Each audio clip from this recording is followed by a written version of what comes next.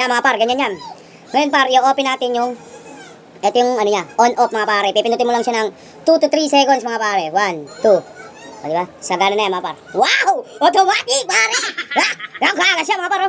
Yo, what up mga pare? No? Ngayong araw nga pala mga pare ay susubukan natin gamitin tong DJI S4 mga pare na binigay sa atin mga pare ng aking sir. Muli, maraming salamat nga pala sa nagbigay sa akin na ito. Let's go! May konting drama lang tayo mga pare. No? Ito ang DJI na to mga pare. Simula nung nagsisimula ako mag-vlog ay gustong gusto ko na talaga itong mabili mga pare. Kaso nga lang wala tayong pambili kasi nga mga pare.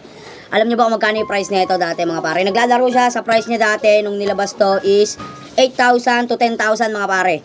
Ito mo, kaya ba natin bilhin yun? Hindi naman tayo mayaman para mabili to. Pero ngayon mga pare, kung magkano na yung price na ito, chinek ko sa Shopee mga pare, nasa kulang 6,000 pa siya mga pare. O hindi pa rin natin kayang bilhin kasi mga pare, sabi ko nga, hindi naman tayo mayaman. Isang daki lang, mahirap lang tayo. Kaya laking pasasalamat ko nung binigay sa akin to ng aking sir. Dahil isa to sa mga gusto ko talagang mabili. At yun, nasa kami na natin. Ngayon mga pare, papakita ko sa inyo kung paano gamitin to. Actually mga pare, kung gamitin to, pinanood ko muna sa YouTube para hindi tayo parang tanga na kung paano gagamitin to mga pare. Pero marami pa rin akong alam na nagagawa na ito, kaya pilit ko pa rin siyang pinag-aaralan mga pare. Yun, ito mga pare. Siyempre mga pare, pagbukas na ito mga pare, ito yung makikita mo sa loob mga pare. Ito yung bubungod sa'yo mga pare. Ito yung, dito sa loob mga pare, nandito yung ano niya, yung kumbaga, tawag dito, demo o guide mga pare. Tapos dito sa loob niya is meron siyang, halimbawa kahit hindi mo nadalhin yung box, dito mo lang lalagay itong DJI mga pare. Ito yung laman niya mga par. Meron siya ditong charger, tapos ito pang doon sa ano? Tapos ito mga par. Mga laman niya sa loob, tapos ito yung nilalagay sa cellphone mga pare, di ba? Ngayon mga par, susubukan natin. Papaliwanag ko sa inyo lahat mga par kung ano to. Ito yung pinaka ano niya, start button, tapos ito yung on-off niya, tapos ito yung pinaka-joystick niya, tapos meron pa siya dito para pindutan sa gilid. Ito yung zoom in, zoom out mga pare. Tapos sa likod niya mga par, ito yung naman, papakita ko sa inyo kung paano to mga par. Wait lang, let's go. Yan mga par, ito, kakabit na natin to. Pag naglagay ka nga pala na ito par, kailangan ano siya, pantay na pantay siya mga par. Yung kumbaga yung sukat niya sa magkabila, kailangan pantay siya mga pare, no?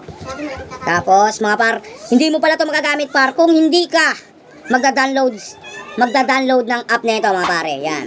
Kailangan mo mag-download ng app na yan mga pare bago mo magamit tong DJI na ito mga pare.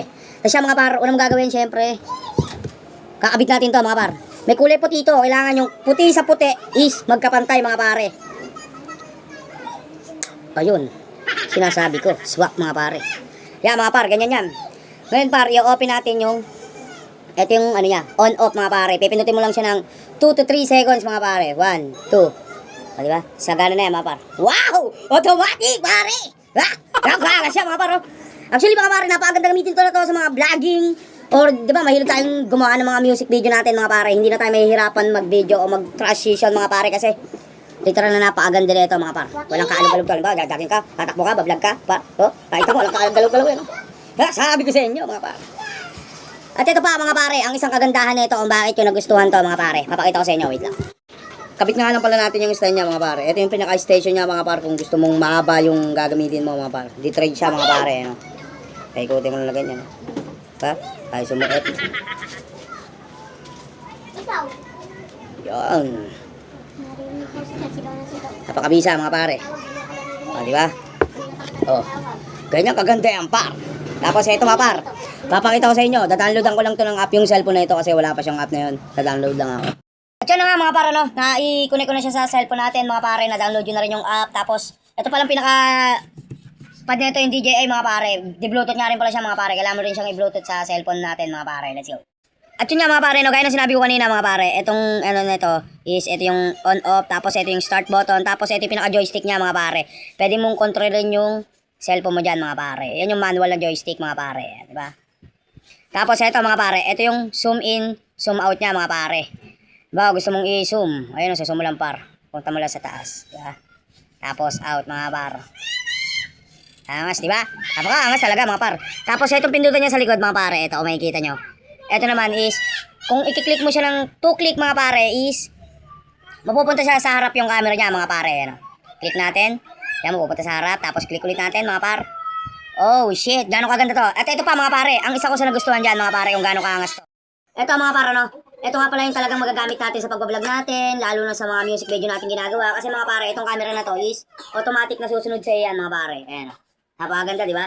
Kahit saan ka magpunta dyan mga pare, susunod ka ng camera yan dahil parang aso yan eh, sunod eh.